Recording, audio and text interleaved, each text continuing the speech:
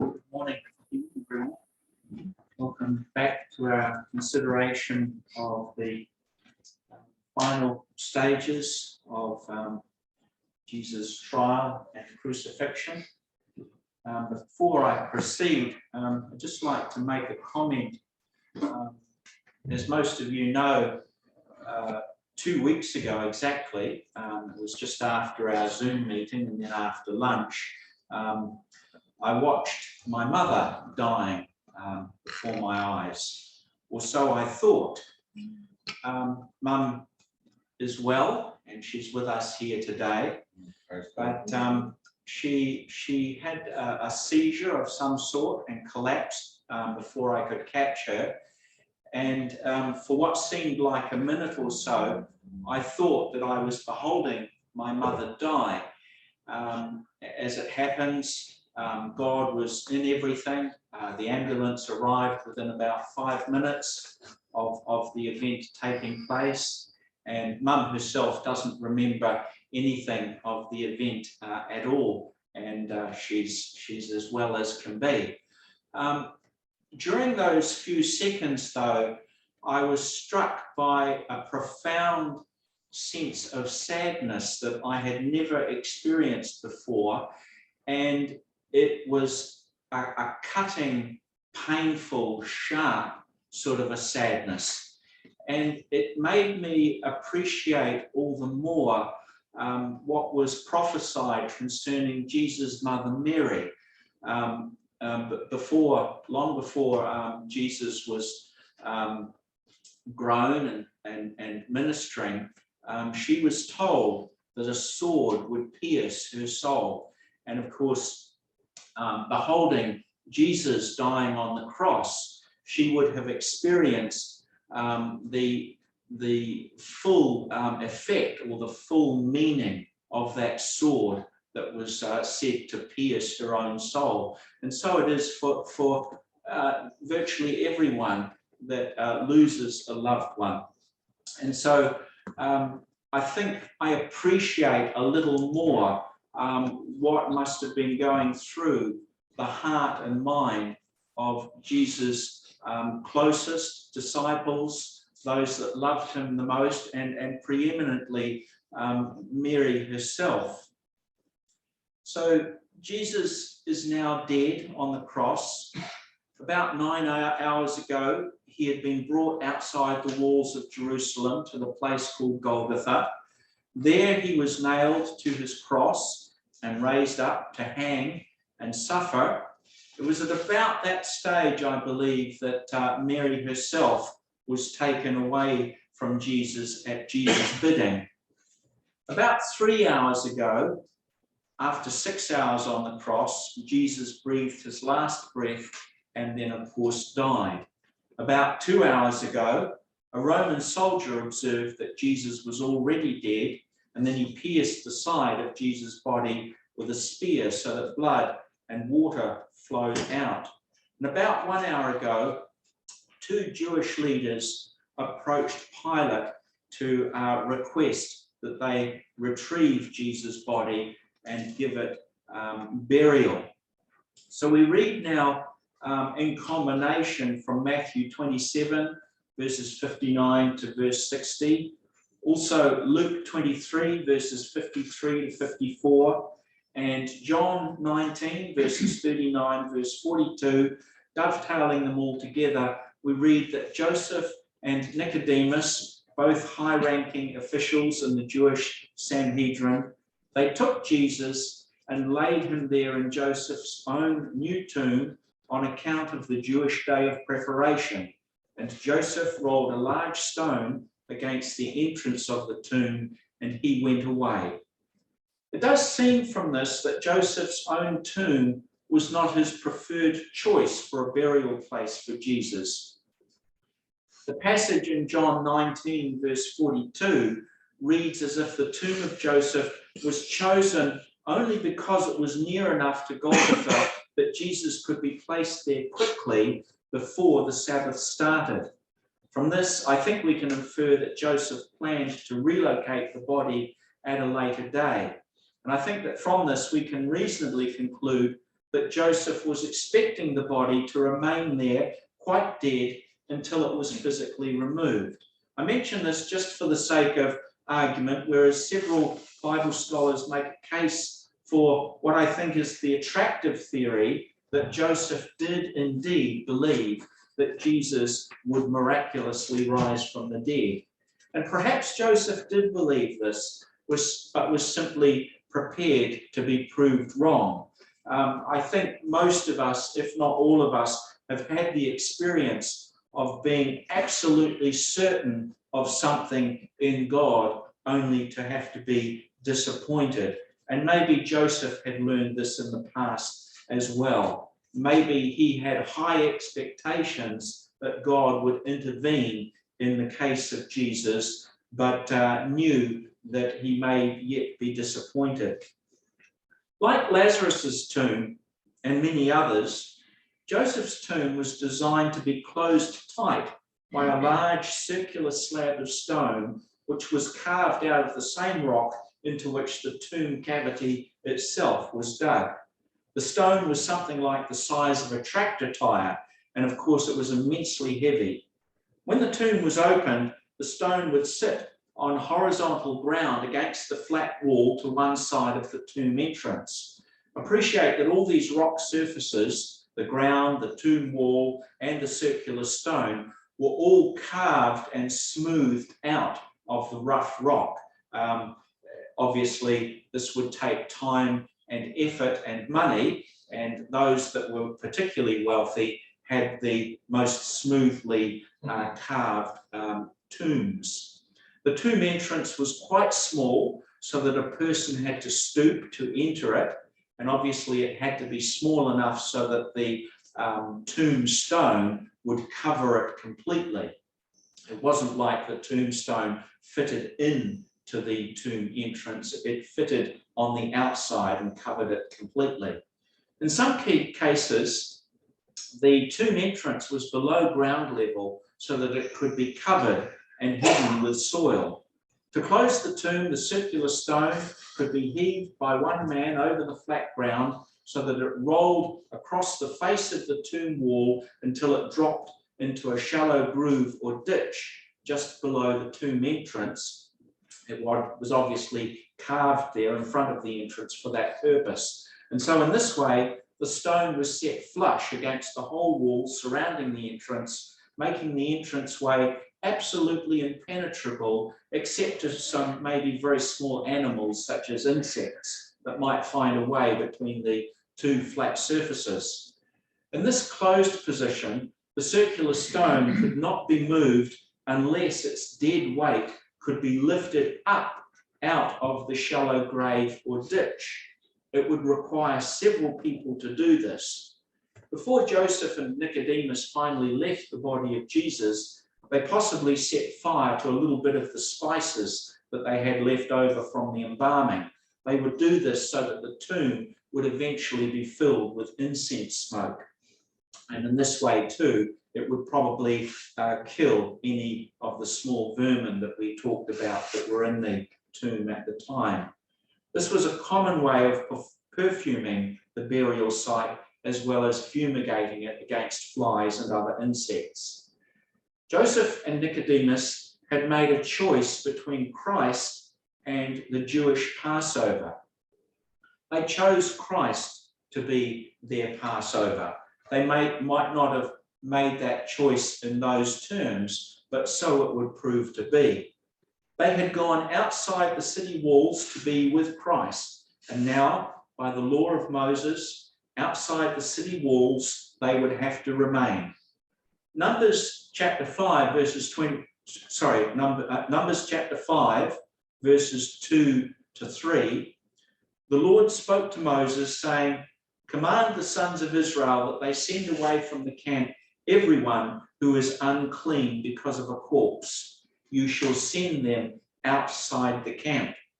And at Numbers 19, verse 11, "The one who touches the corpse of any person shall be unclean for 7 days." Verse 12 reads, "That person, that one, shall purify himself from uncleanness with the water of purification on the 3rd day and on the 7th day, and then he shall be clean.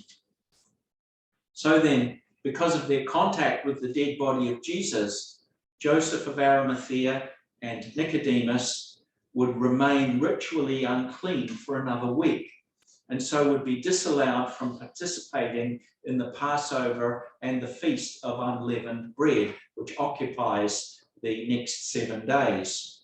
Appropriately, though, and by God's design, if they hold fast to their faith in Jesus, then their cleansing will begin on the 3rd day. Numbers chapter 9 says that they may partake of another Passover in 1 month's time. And we can be confident that when that time comes around in just over 4 weeks, Joseph and Nicodemus will partake of a better Passover with a wonderful new insight into the true Passover Lamb who takes away the sin of the world. This is the one whom Paul identifies in 1 Corinthians 5 verse 7 as Christ, our Passover. Now, obviously, I'm assuming for argument's sake that Josephus and Nicodemus come all the way to a true faith in Christ and become his disciples. It is not stated explicitly in the New Testament, but I think we have good grounds for believing as such. Luke chapter 23 verses 54 to 55 tells us, "And it was the preparation day, and the Sabbath was about to begin." Literally in the Greek, the Sabbath was about to dawn. Now the women who had come with Jesus out of Galilee followed after, and they saw the tomb, and they saw how Jesus' body was laid. Matthew and Mark refer particularly to Mary Magdalene, who was there, and the other Mary, Mary the mother of Joseph, who I take to be Mary the wife of Cleopas of John chapter 19 verse 25. So that's 2 Marys, both sitting opposite the grave, who were looking on to see where Jesus was laid. Notice that in spite of Catholic tradition and the imagery we get from most popular films about the crucifixion, Mary of Nazareth, Mary the mother of Jesus, was not present when Jesus was buried. And we may safely suppose that she was kept somewhere away from the gravesite with other women. Quite appropriately, Matthew and Mark make no reference to Jesus' own mother being there, which is, as I say, understandable because John's Gospel already mentioned that Jesus' mother Mary had been taken away from Golgotha many hours earlier, long before Jesus died. So here is another little undesigned harmony of the Gospels, which, as I say, contradicts popular tradition, but which demonstrates the historical authenticity of the record. Mary's absence also provides a possible solution to a question often raised by Bible commentaries and dictionaries, which is, why is Martha nowhere to be found at this part of the gospel record? What we know of Martha is that she was a staunch disciple of Jesus. Jesus loved Martha, as he did her sister Mary.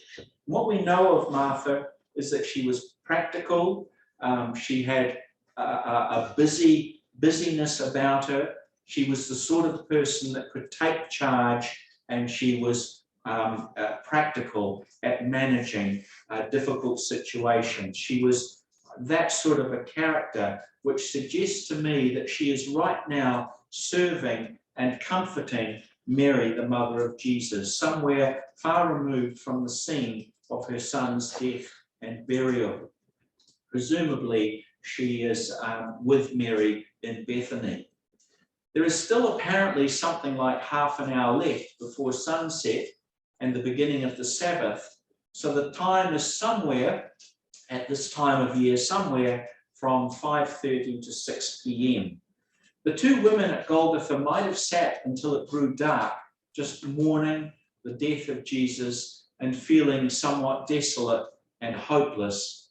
Instead of that, their emotional stress drove them to do something. They wanted to be up and doing. They wanted to distract their sadness, their grief, by actually being occupied with doing something practical. And especially, they wanted to do something as a final act of love and homage to their dead Lord. Luke 23 verse 56 tells us that these two Marys returned and prepared spices and perfumes. We might wonder why they decided to do this even after seeing Joseph and Nicodemus had already embalmed Jesus with about 30 kilograms of myrrh and aloes. My guess is that the women had spoken to Joseph, or had at least presumed that he would return to Jesus' body as soon as possible and make up for what was in fact a very hasty embalming. Apparently, it was traditional to not only apply the spices to the corpse and to the linen bandaging, but also to apply these spices where possible to coat the recess in the tomb floor where the body was laid. In this way, the whole mummified corpse might be immersed in a bath of resinous spices. This would normally only be done for very wealthy Jews or for royalty, but of course the two women loved Jesus exceedingly, and nothing was too much to give to him, even a burial fit for a king. Apparently the Jewish rabbi Gamaliel II, who was not the Rabbi Gamaliel that we read about in Acts 5 verse 34. Gamaliel II was actually the grandson of Rabbi Gamaliel in Acts 5 verse 34. Apparently he was embalmed with even more spices than Jesus was. Obviously the Jews of his day wanted to show their respect and adoration of their great rabbi by a very lavish embalming indeed. So it need be no surprise then that Jesus' disciples should wish to do much the same for Jesus. Finally, the sun set and the Sabbath, which this year was the day of the Passover meal, it commenced, and as we read, on the Sabbath day, the women rested according to the commandment. So Jesus has been placed in the new tomb near Golgotha, and the two women, Mary Magdalene and Mary, the mother of Joseph, have left Golgotha, returned to Jerusalem, prepared spices and perfumes, and now at about 6 p.m. the sun has just set, and at the tomb near Golgotha, Jesus is dead and buried. With the setting of the sun, the Jews' weekly Sabbath began. This year, that Sabbath day coincided with the Jews' Passover, which was why we read earlier in John 19, verse 31, that because the crucifixion was on the day of preparation, the Jews asked Pilate that the victims' legs be broken and that their bodies be taken away so that they should not remain on the cross on the Sabbath, because that Sabbath was a high or a great day, a holy day. The Passover Sabbath was the reason the Jewish leaders had not entered Pilate's residence when they handed Jesus over to him 12 hours earlier at John 18, verse 28. They themselves did not enter into the praetorium, we read, in order that they might not be defiled, but that they might eat the Passover.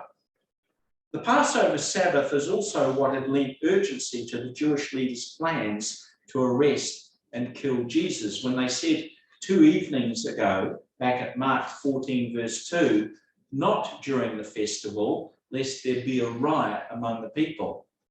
So now, with the commencement of the Sabbath, devout Jews in their hundreds of thousands throughout Jerusalem and in the outlying villages are beginning their Passover feast. Among the disciples of Jesus, there must be such a sense of hopelessness and sadness at Jesus' death that it is difficult to imagine them partaking of the Jewish Passover with any joyfulness. I think we've all had the experience where we're in such emotional turmoil that we lose our appetite. We forget to eat. Suddenly, for these disciples, the Jewish Passover has become just a mechanical ritual. In a sense, they are now emotionally dead to the ritual. They can go through the ritual, but not really be invested in it. Later on, they will learn that Christ's death really does mean the end of the law of Jewish sacrifices and ritual observances. They will learn that Christ is their Passover. They do not understand that at present, but emotionally they do already feel dead to the law. Some of the disciples and apostles are possibly together in different parts of Jerusalem. Many of them are in hiding for fear that the Jewish authorities who had just put Jesus to death might now look to round up his followers and arrest them. So we can probably imagine some of the disciples are trying to hide, maybe at John Mark's place, possibly where the Last Supper had been held, possibly at the Jerusalem residence of some of the Galileans, such as Zebedee, the fish merchant, or possibly at the home of Alphaeus and Mary, or possibly over at the hill at Bethany in the house of the Iscariot family. Lazarus, Martha, and Mary are possibly all there together with their father Simon. Nicodemus, the high-ranking Pharisee, along with his friends Joseph of Arimathea, who were the two men who buried Jesus, they are both outside Jerusalem, where they have to remain because of their uncleanness after handling a dead body.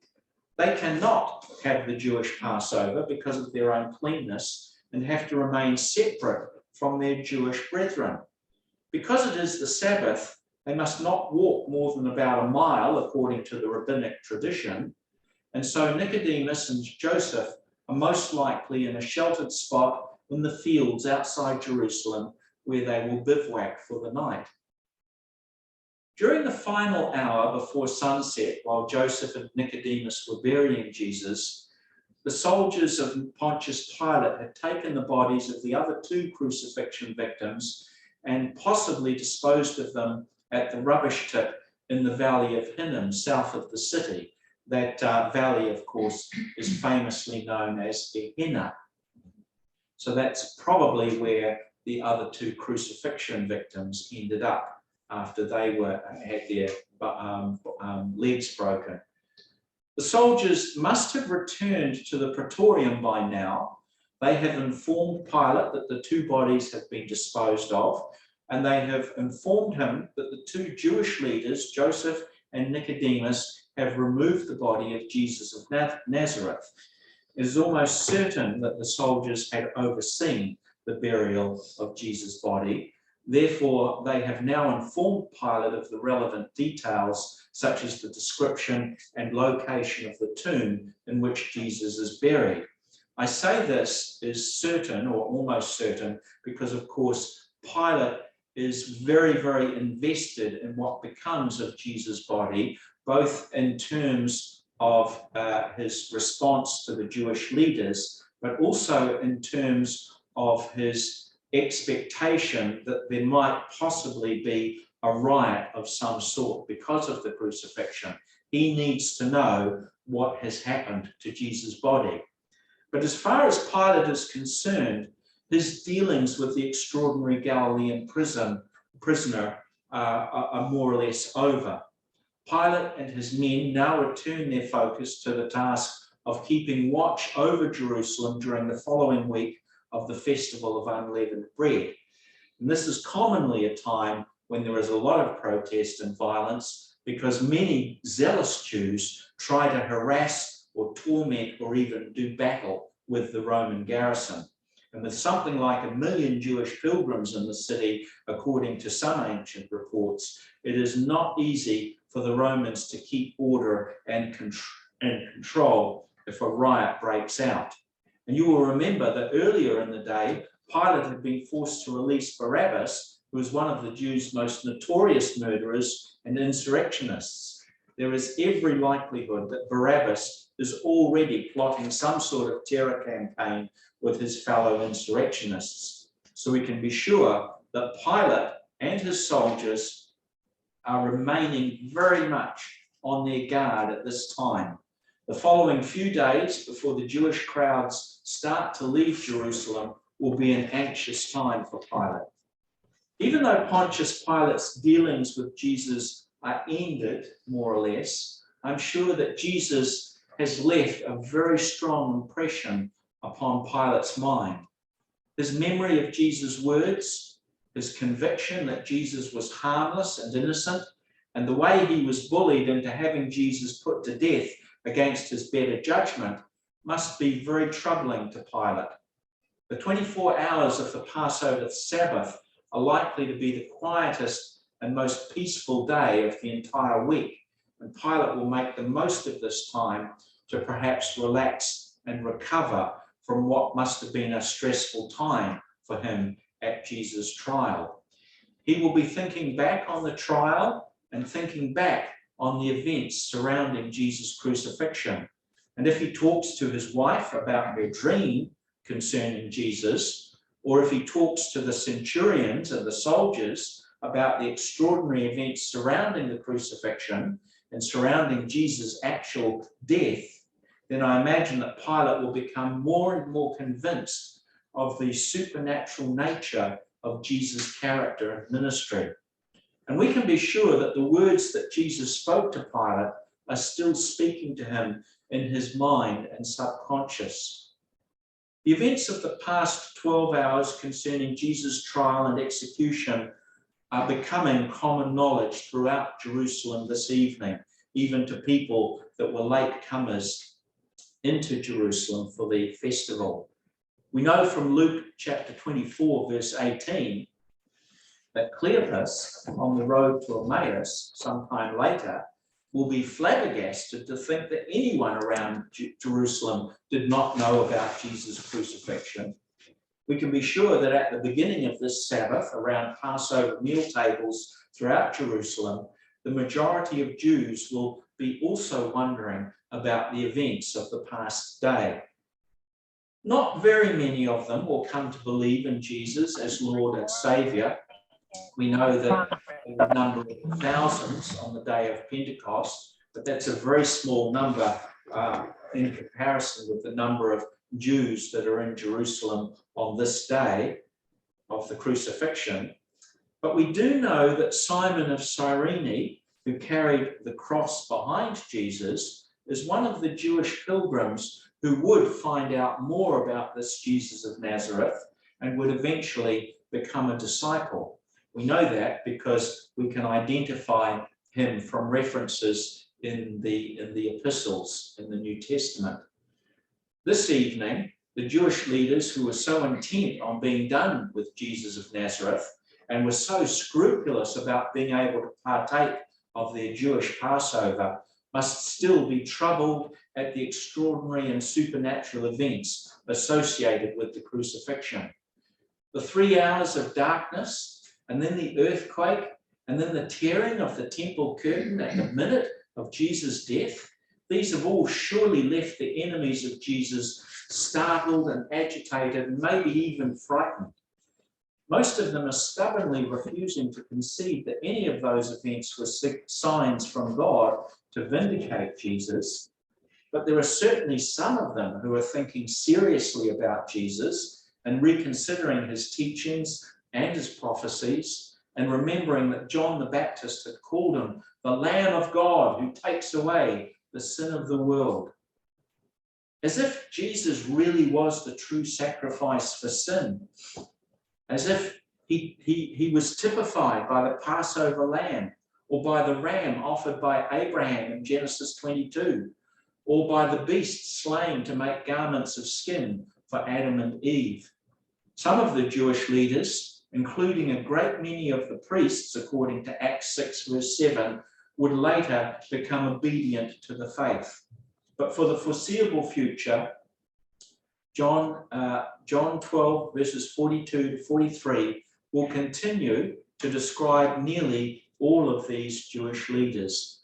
Many of the rulers, John tells us, believed in Jesus, but because of the Pharisees, they were not confessing him, lest they should be put out of the synagogue, for they loved the approval of men rather than the approval of God. I'll close at that point, and God willing, we'll come back to this evening and the events that transpire from there.